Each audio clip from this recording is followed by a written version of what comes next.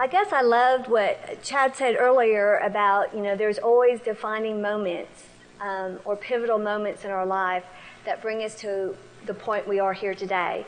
And for me, there was, and there were quite a few of them. And I'm actually a math and science teacher here in Central Arkansas. But to really appreciate that statement, I'm going to have to take you back just a few short years ago when I was in high school. And when I was in high school, I was a nerd. And some of you are probably thinking, well, of course, because you're a math and science teacher, of course you were a math and science nerd. But I wasn't a math and science nerd. I was an English nerd. And for me, my passion was not math and science, but was English. And I took all the electives that I could take in my high school about English, about creative writing, journalism. I was on the yearbook staff and I was on the newspaper staff. And those math and science courses that I had to take in high school to graduate, like most of you had to, were those drudgery courses. Those courses, those courses that were filled with a wave of these graphs, these formulas, these equations that didn't make sense. And I, like most of the students back then, and most of the students today, asked my teachers, where in the world will I ever use these? What are these? These are ridiculous equations that you are making me do that make no sense whatsoever. And so I just wanted to get out of high school, and I wanted to go to college, and I didn't want to see another math and science course in my whole entire life. Because my high school back in El Paso, Texas, like many high schools back then, didn't offer elective courses that made math and science make sense. They didn't offer those project-based, practical application courses for math and science, such as engineering or robotics or computer design. And so I went to college with the full intent of majoring in English and becoming a writer. And then something happened that changed my path forever. And that something was a friend of mine who convinced me in my second semester of my freshman year to take an Introduction to Engineering course. And as a favor to her, I did. And that one course changed my path forever. Because for once, I realized where all of this made sense. And that engineering course was just a fundamental engineering course that was based off of project-based learning. And for most engineering courses, you have your lecture, and then you have a lab. And that's exactly what it was. And in that engineering course, I, for once, understood what engineering was all about.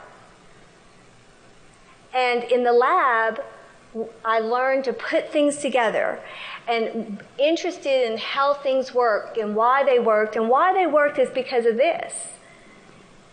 And so, for once in my life, everything made sense. And I remember asking myself, where in the world was this class in high school? Why was something like this not in high school for those people that were slightly interested in how math and science applied? And needless to say, I went on to graduate college, not with a degree in English and writing, but with a degree in electrical engineering. And 180-degree flip, and went on to work as a civilian for the Department of the Navy. So not actually in the Navy, but a civilian for the Navy at a small engineering facility in California. Loved it. Loved it, loved it, loved it.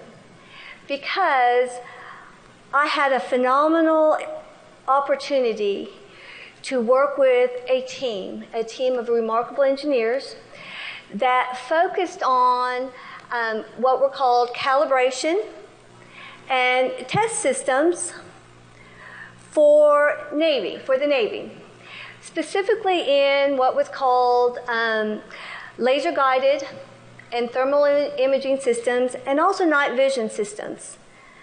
And through this, I also had the perfect opportunity to travel to places I would never have been able to travel in my life. Up and down the East Coast, up and down the West Coast, Hawaii, Japan, anywhere there was a naval facility. The only regret I ever had was could do work on board aircraft carriers, but never out in sea. They were always in port. And also, my engineering experience kind of covered the whole facets of what engineers do. I worked in the laboratory, helping design, build, and test equipment. I went on site either to contractors or subcontractors. I went to naval facilities. We worked under budget constraints, time constraints, did proposals and presentations, and then something else happened. This. Fell in love with a wonderful man, got married, had 2 wonderful children, and then had to make a decision to give up my career. And I did willingly for my children. And subsequently, we moved here to Arkansas, and in a blink of an eye, my children are going to school. And in a whirlwind of circumstances and events that were crazy, I was presented with the opportunity to become a high school math and science teacher. Teaching the exact same courses, not a short few years from then, I dreaded myself. And so that was 10 years ago, and for 10 years I've been a high school math and science teacher. And I soon realized that as I'm up there teaching, I'm looking across the faces of my students, and that same blank, disinterested look that I had in high school is what my students had right now. And the same questions I used to ask my teachers, they're asking me, Mrs. Hays, where in the world will I ever use this stuff? Why is this stuff important? And I had to step back and think, okay, for the last decade, there has been such a big advocacy for STEM education in middle school and high schools across the United States. But still, many high schools do not have those classes, do not have those elective classes. And what saddens me the most, and this is just recent study, there was a study proposed in 2010 in a documentation sent to the president at the time that said already, still in the year 2010, the performance and interest in STEM education in the United States secondary schools is lower than in international schools. And even more importantly than that, that the interest in the performance of math and science courses in middle schools and secondary schools are declining. And only 5% American college students major in engineering, despite the fact that science and engineering careers are anticipated to grow by 20% by the year 2018. And so I had to sit back and ask myself a question. With me being an engineer, how do I get my students interested in math and science? How do I get my students interested in engineering? And it had to all go back to that divining moment for me. How did I get interested finally in math and science? Where did all those equations, all those graphs, all those formulas finally make sense to me? What made me interested in math and science and ultimately engineering? And that answer was that one defining class. That basic introduction to engineering class that pooled all those math and science concepts together into a practical, project-based learning. And I now, this year, have had the tremendous opportunity at my school that I teach at here in Central Arkansas, the opportunity to develop and design an Introduction to Engineering course for my students. And I teach 16 juniors and seniors this course.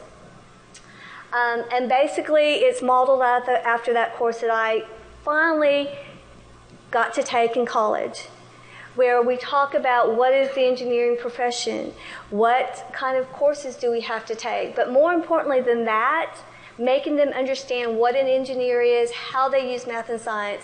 It's project-based learning. And those students work in design teams, engineering design teams on a project. We've worked on 3 different projects. They design it, they build it, they do informal and formal presentations. And also something that was more exciting for me was I was able this year get involved in an organization called First Robotics Competition that has been around for years but is not well known for a lot of schools. And I was able to take 6 students, 3 freshmen, 2 sophomores, and a junior. And in 6 weeks, those students designed and built a robot that weighed less than 90 pounds. And they learned about gears and motors and power distribution systems and control systems and pneumatic systems. Now, it's not the best looking robot, but we are so proud of it because it was 6 students that designed and built it.